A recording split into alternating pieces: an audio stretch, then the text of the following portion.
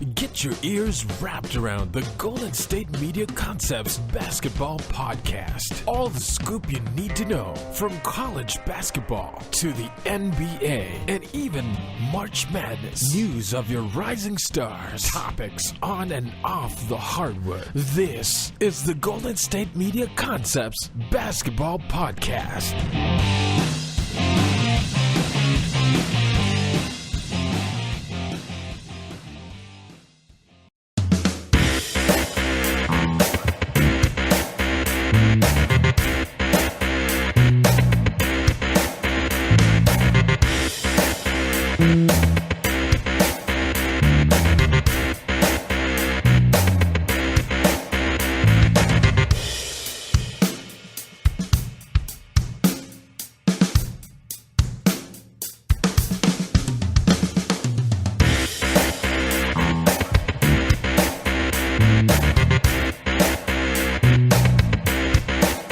Thank you for listening to the Golden State Media Concepts Basketball Podcast. We are here.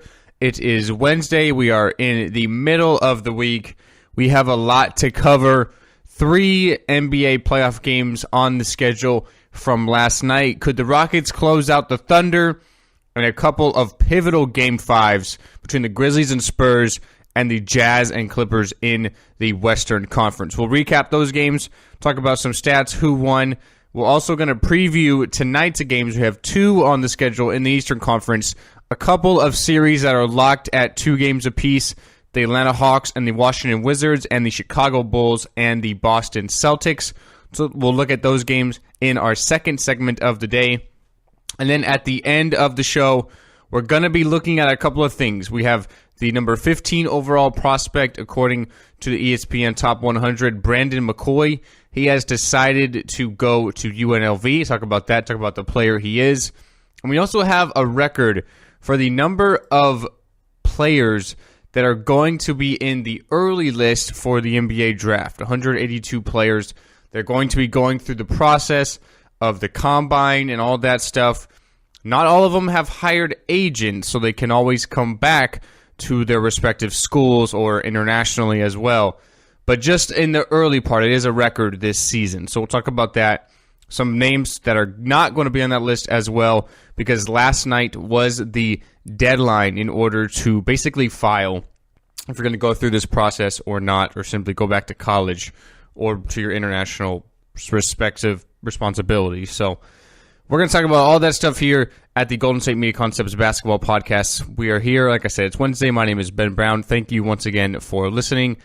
And you know what, guys? Let's get right into it. The first game on the schedule last night, the Houston Rockets and the OKC Thunder. Houston going into Game 5 with a 3-1 series lead, and that is now a 4-1 series win after they beat the Thunder last night, 105-99. Russell Westbrook in the loss, 47 points, 11 rebounds, and 9 assists. Shot 15 of 34, 5 of 18, yes, 18 three-pointers. Westbrook attempted 18 three-pointers last night.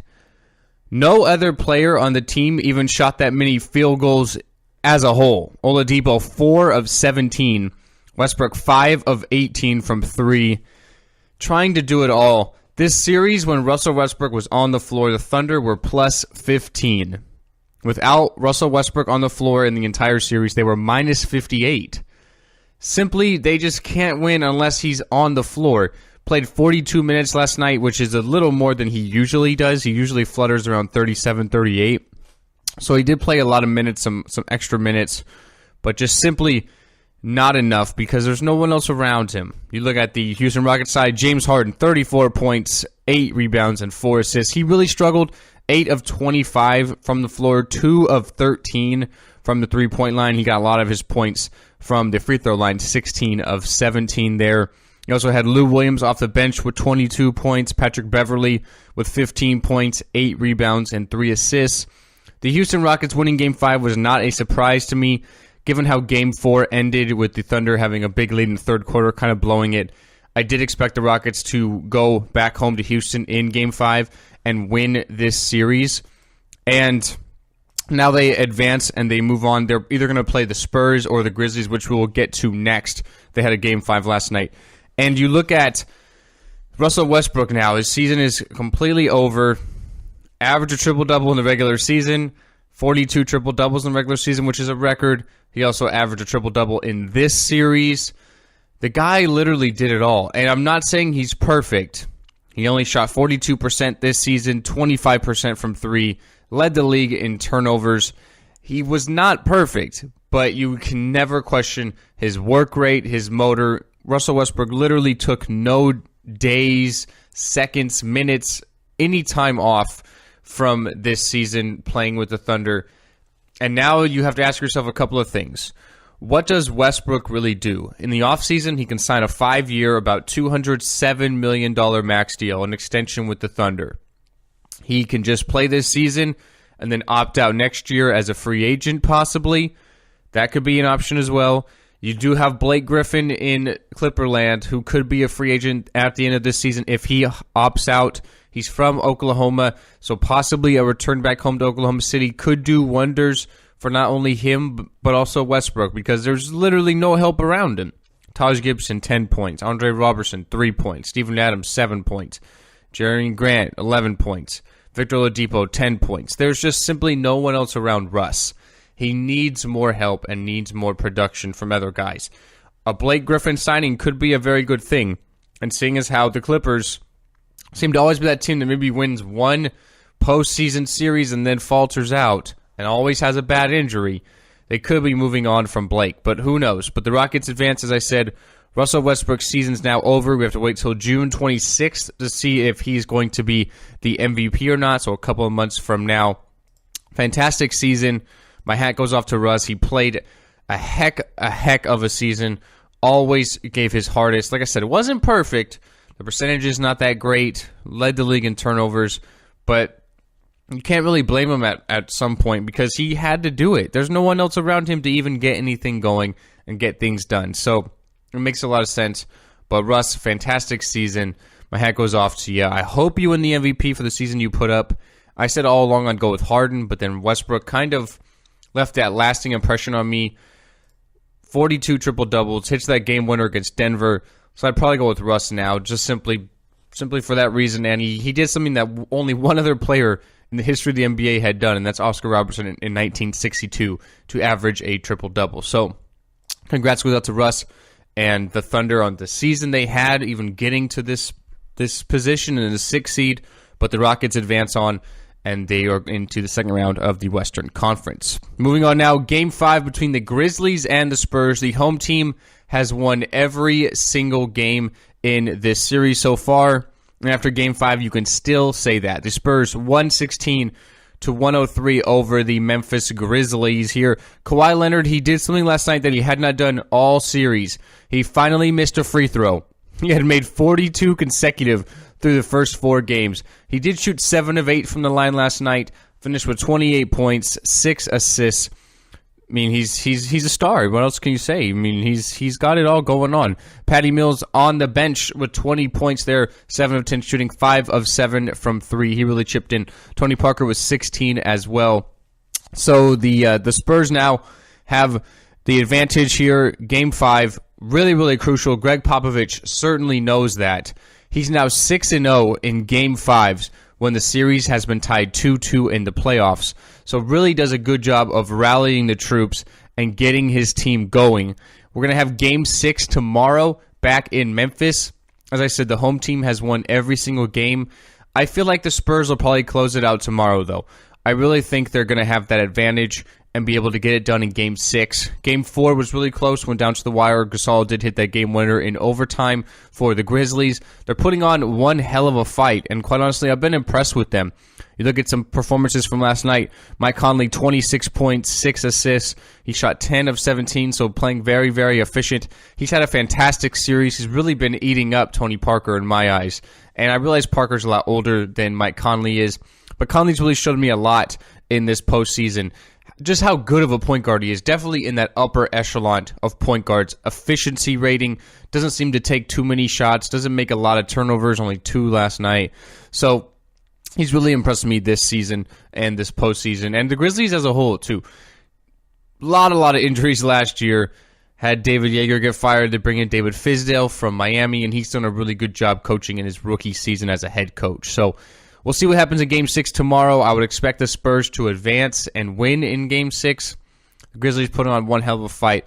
I think this ought to be a very good matchup tomorrow. The last game we're going to look at in the first segment of the show here is the Utah Jazz and the Los Angeles Clippers. It is a Game 5 last night. The series was tied 2-2, and the Jazz on the road win again over the Clippers 96-92. Gordon Hayward was battling food poisoning in Game 4, but he was back in Game 5. 27 points, 8 rebounds on 9 of 16 shooting. We also had Rudy Gobert chip in with 11 points and 11 rebounds, going on with 5 steals as well. So nice little double-double there. Rodney Hood off the bench with 16. Joe Johnson off the bench with 14. So they got really good production from the bench there. 36 points as a whole. The Clippers, without Blake Griffin, it's definitely very, very tough. They lost him after Game 3. Chris Paul had 28 points last night to go along with 9 assists and 4 rebounds. J.J. Redick, 26 points on 7 of 12 shooting. DeAndre Jordan had 14 points, 12 rebounds there. The Clippers losing at home in Game 5 is definitely tough. Game 6 going back to Utah. I got to imagine the Jazz close it out there in Game 6. Clippers putting on one hell of a fight without Blake. But the Jazz just simply are just kind of overmatching them, whether it be George Hill at point guard. You have a lot of size with Boris Diaw and Rudy Gobert. I think Gordon Hayward is an all-star. He's a star. And no one really on that Clipper team, whether it be J.J. Redick or Luke Mbah-a-Moute, can really match up with him as far as a defensive perspective goes. So I would expect the Jazz to close it out here in Game 6 at home. So we'll see what happens. That Game 6 is going to be played tomorrow, actually 2 days from now, so on Friday. So we'll see what happens. I'll obviously preview that game a little bit more on Friday. But we're going to take our first break here at the GSMC Basketball Podcast. After the break, we're going to be talking about the upcoming games tonight in the Eastern Conference. We have the Celtics and Bulls in Game 5, and we have the Wizards and Hawks in Game 5. Those are coming up next year at the GSMC Basketball Podcast. Tired of searching the vast jungle of podcasts? Now listen close and hear this out. There's a podcast network that covers just about everything that you've been searching. Hey! The Golden State Media Concepts Podcast Network is here. Nothing less than a podcast bliss with endless hours of podcast coverage. From news, sports, music, fashion, cooking, entertainment, fantasy, football, and so much more. So stop lurking around and go straight out to the Golden State Media Concepts Podcast Network. Guaranteed to fill that podcast itch. Whatever it may be. Visit us at www.gsmcpodcast.com. Follow us on Facebook and Twitter, and download us on iTunes, SoundCloud, and Google Play.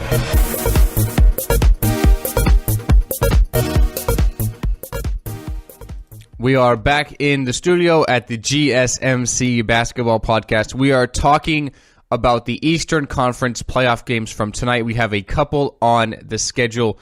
Very, very, very big, crucial games. A couple of Game 5s. It seems like Game 5, when the series is tied 2-2, is really that crucial game you almost have to win. Because if you go down 3-2, your back's against the wall, got to win a couple of games in a row to advance in the postseason. And a Game 7, whether it be at home, on the road, is still a very, very tough and stressful situation. So we'll see what happens tonight. Both games very, very important. The first game on the schedule tonight is the Atlanta Hawks. They'll be in Washington to take on the Washington Wizards. Through the first 4 games of this series, the home team has won every single game. So a lot like the Spurs and Grizzlies were going into Game 5 last night. The home team winning every single game. The Wizards winning Game 1 and Game 2, obviously, and then the Hawks taking Game 3 and Game 4. Although Game 4 was pretty close. I mean, it was a 111-101 victory for the Hawks, but they kind of stretched it out a little bit at the end of the game there. So this is a very, very pivotal and crucial Game 5.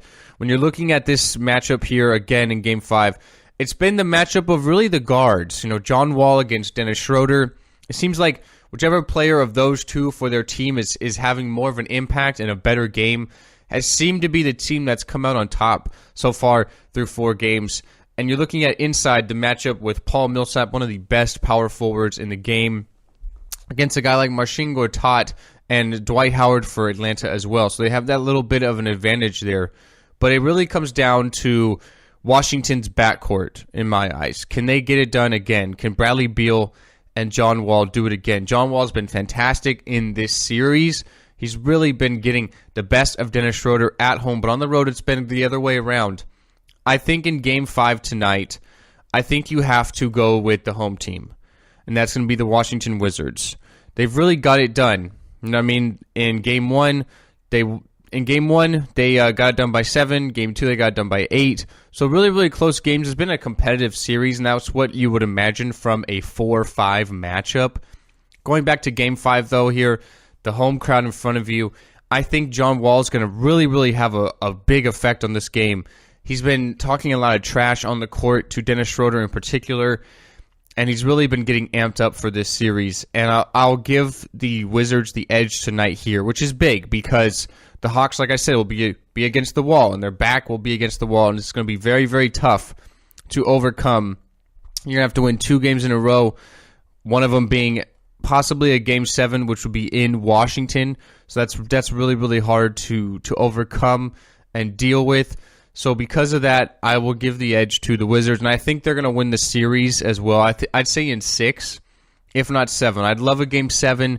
Game 7s are always fantastic and fun to look at, but I will give the edge to the Wizards tonight. I think that backcourt's definitely going to step up for them, John Wall and Bradley Beal, and get it done tonight against the Atlanta Hawks. It's a big game. If Atlanta comes out on top, though, if they're able to steal one in Washington in Game 5, I could definitely see them winning at home in Game 6 in front of their home crowd. They're going to have all the momentum. They're going to have a lot of excitement going into that game, and that'd be very big for them. So I think the Wizards win tonight, but if Atlanta wins tonight, then I think they can close it out in Game 6 as well. So let's move on now. The Bulls and Celtics, we got a lot of storylines coming out of this game.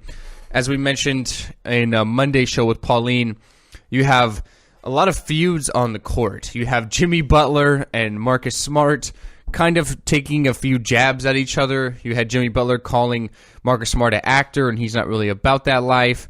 And then you have Marcus Smart kind of responding by laughing at that talk and saying how he's tough and just kind of like laughing it off, not really taking it too serious, and talking about how he needs to really keep his cool in Game 5.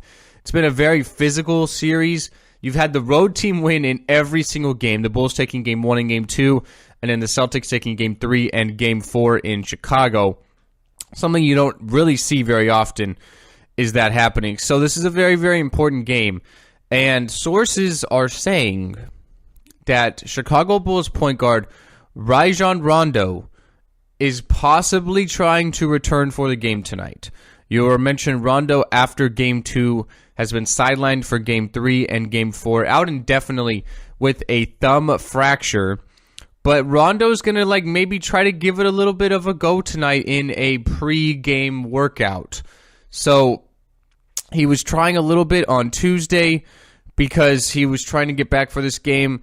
And as far as what I honestly expect, if he does come back into this series, I think a couple of things. Number one, you simply cannot question the toughness of Rajon Rondo. He's got a thumb fracture on his hand. A basketball player, your hands are the most important things. Obviously, you have to touch the ball, especially as a point guard. So that's very, very, very important. But the fact that he's even trying to come back, you cannot question his toughness. He had a cast on during Game 3. So the fact that he's trying to come back is very, very important for the Bulls.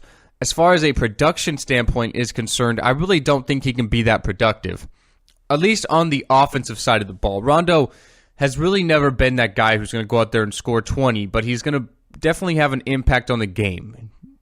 Control the game, very, very fluid, make some key important passes, run the offense like a true point guard is going to do. And that's something I simply don't think he can do with the hand injury that he's dealing with right now, if he even comes back and plays. So he's going to give it a workout. There's no guarantee, but it's probably unlikely. But honestly, I would not be surprised to see Rajon Rondo out there. It is on his right hand, which is, of course, his shooting hand. So on the offensive side of the ball, I think that'll really, really limit him especially from a standpoint of trying to score. He's just simply not going to have it. But let's say Rondo gives it a go and does play tonight. The part where I think it can make a very, very big impact is on the defensive side of the ball. You have Isaiah Thomas at the point guard position in Game 3 and Game 4 has been kind of eating the Bulls alive. They haven't really had an answer for him. If you're able to put Rondo out there, he doesn't really need to do much with the hand injury just to play defense. He needs to be physical, move his feet. He's a bigger guard, so he can match up well with Isaiah Thomas. If you put him out there in Game 5, just strictly from a defensive standpoint, I think it makes a really, really big impact because you got to try and find a way to slow down Isaiah Thomas. And Rajon Rondo is a very good defender, so that's one way you can do it. I don't think he plays tonight, possibly in Game 6, especially if they are losing in this series, so that would mean they would lose tonight. I could see it happening. You have a couple more days rest, couple more days to really work it out. I could see that happening tonight. I don't think he's got it. I think he'll probably give it a little bit of a workout, get a little feel for it, and possibly return Game 6. As far as what I expect tonight, though, I'm going to go with the Celtics tonight. The Celtics obviously dropping Game 1 and Game 2 at the TD Garden, but I think they rebound and win tonight. I think the effect that Rondo has been out of the lineup is really, really big on the Bulls. They had a lot of momentum, obviously winning Game 1 and Game 2 on the road, but then they gave it right back up because now the Celtics have the home court advantage again going into Game 5 here with a possible Game 7 at home as well. So I'll give the Celtics the edge tonight. I'll give the home team finally gets a win. I think Thomas has another fantastic game. I think Al Horford finally steps up. He's really struggled in this series. Robin Lopez, of all people, has really been kind of eating him alive. So I'll give the edge to the Celtics tonight. I think they get it done, win Game 5, and that puts them in a very, very good situation to win Game 6 in Chicago because they've already won there twice this postseason, and I think that's going to happen. So with that being said, guys, we will take our last break here at the Golden State Media Concepts Basketball Podcast. After the break, we are going to be talking about a little bit about the NBA draft. Joel Berry from North Carolina is going to go back to his senior year. We have Brandon McCoy, the number 15 overall prospect in high school. He has picked a college. Where is he going? We'll let you know. And a record number of players are in the early draft process for the NBA. We'll tell you how many and how many do we expect to really stay there. All that upcoming here at the GSMC Basketball Podcast, guys. Are you looking for the very best NFL and college football podcast? Then check out the GSMC Football Podcast. Get the latest football news both on and off the field. From the NFL Draft to trades to the rumor mill to the NFL Combines. They got you covered. That's GSMCpodcast.com/football-podcast. Get updates on college rivalries, game day insights, and much, much more. It's football talk the way you want it. This show eats, sleeps, and breathes football. Don't forget to like them on Facebook and follow them on Twitter. Visit GSMCpodcast.com for more info.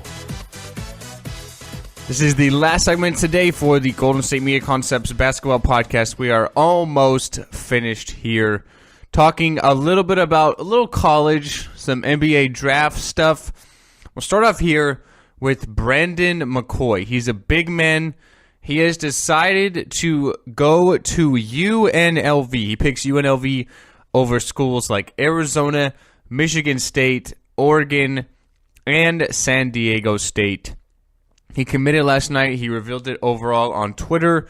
McCoy is the number 15 overall player in the ESPN Top 100 and is the number 4 center. He was a McDonald's All-American and a participant in the Jordan Brand Classic. He said, quote, "I feel very comfortable with the coaching staff and loved the campus. I want to get UNLV back the way it was in the 1990s. Talking about, the running reps back then with Greg Anthony on their run towards definitely the NCAA championship and everything. So he's 6'11", 245 pounds. He's absolutely massive. He's very, very athletic for a guy of his size. And he also has a very, very strong motor. He can step out to the outside, hit some perimeter shots, very good inside, can block some shots, really good rebounder as well. He's very, very skilled and very underrated.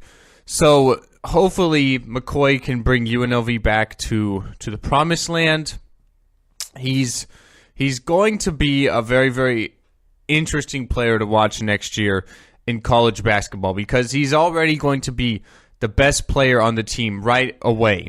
And UNLV don't get very, very much coverage, but I mean, it's Vegas. They're definitely on the way up. They're definitely doing more and more. With the Oakland Raiders going there in a couple of years now, UNLV was once a very, very good basketball school, kind of fallen out of the ranks now, but McCoy definitely going there is definitely big for that school. Congratulations. Last year they were only 11-21, so I'm sure he can turn them around a little bit. And he's going to have a really big chance to shine because he's immediately the best player on the court already for their team. And we'll see what kind of an effect he can have in college.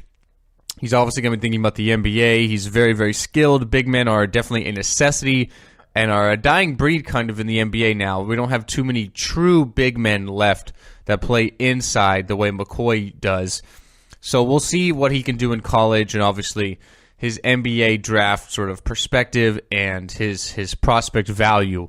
We'll have to see if that goes up or not with his one season or more at I'm sorry, I almost said UCLA, but at UNLV. It's very, very few that you don't see many people go to UNLV. You have more top prospects going to like Western Kentucky, so it's really rare. But congratulations to Brandon McCoy on picking UNLV and just his college career next year. Now, really briefly, let's talk about the NBA draft, which is, of course, upcoming later in the summertime. We do have the draft lottery upcoming at May 26th, but we do have a little bit of news coming out as far as the number of players that are going to be in the early stages of the NBA draft, and it's actually a record.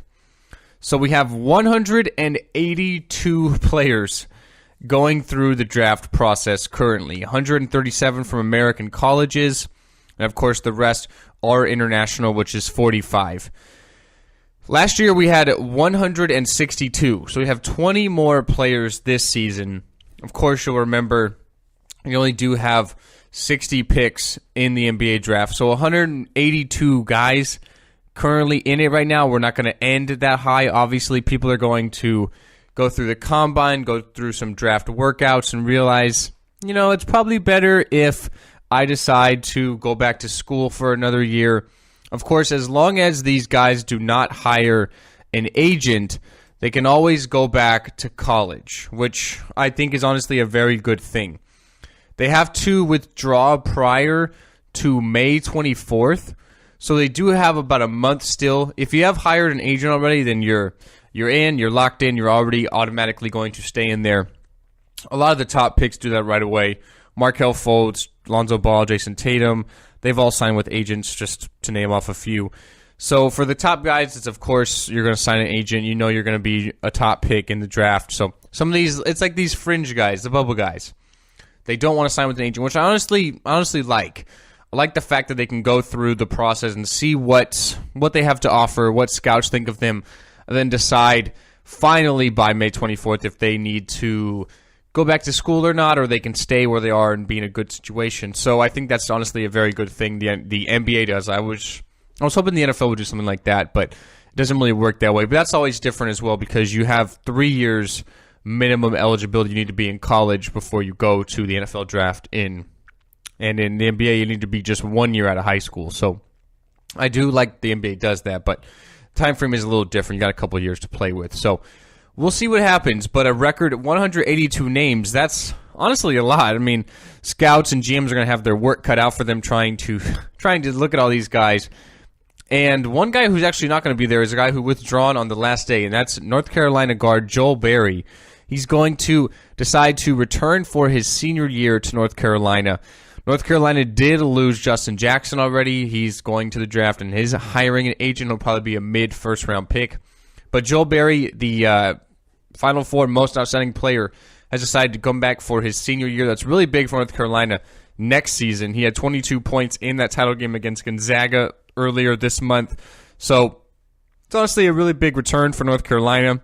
Berry was, looking at to be like a second-round pick probably. So deciding to go back for his senior year makes a lot of sense get your college degree, and then the NBA is just a year away. You're not going to really hurt much when you're already second-round pick. The only way you go down from there is not to be drafted. So I do like the option to return back there for Joel Berry, and we'll see what happens next season at North Carolina. But 182 players in the draft process already. That's a ton. That's 3 times more than people can even get drafted. So we'll see what happens as players go through the process and what we finally end up with. But that's going to be it for the show today, guys. Thank you once again for listening here at the Golden State Media Concepts Basketball Podcast. My name is Ben Brown. Have a good day, and we will be back in the studio tomorrow talking about the NBA playoffs and other things here. Bye.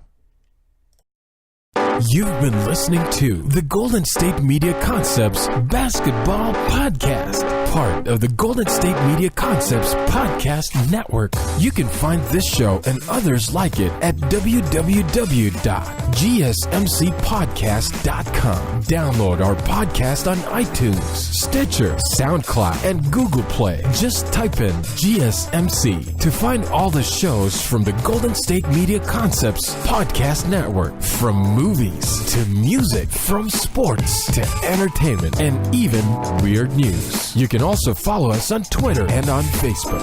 Thank you, and we hope you have enjoyed today's program.